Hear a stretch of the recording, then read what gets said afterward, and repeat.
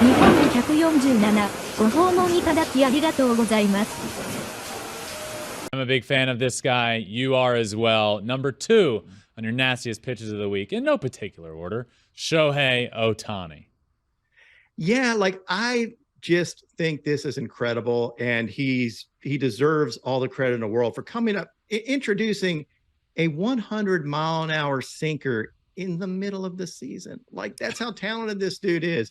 He just like, wouldn't it be cool if I threw a sinker that was 100 miles an hour and really nasty? Let me try this. And it does. Like, look at this pitch. That's a nasty sinker.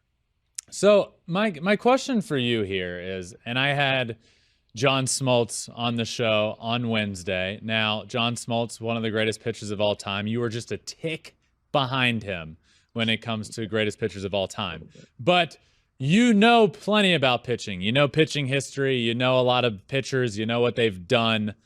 Have you seen in recent memory anything like this? Have you seen a pitcher create something in the middle of the year, late in the season, and start throwing it with this amount of effectiveness as what Shohei Ohtani has done?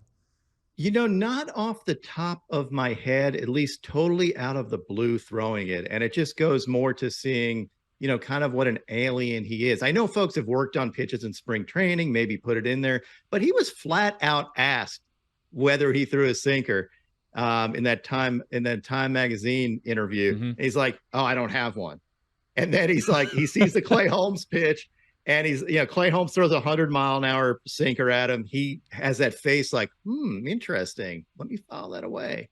Let me throw it the next time I pitch. That's freaking incredible. So this video that you made was awesome. And I think a lot of people, and probably everybody else in the world, when they think that, when they see that pitch, Shohei Ohtani makes that face, and probably everybody in the world is thinking, oh my God, that was 100 miles an hour. That was disgusting. And that's what that face is for. Shohei Ohtani's face is, I should throw that. Yeah. It's the beauty of being a pitcher and a hitter. Like, I think there's a big value in it because, that as being on both sides of the ball, how hard it is to hit.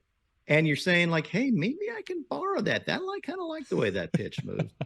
Unbelievable. A true unicorn you have at number 2. Next up, number 3, we have Jacob deGrom. Talk about a unicorn. I get amazed, and, I fanboy over deGrom because he deserves it. He's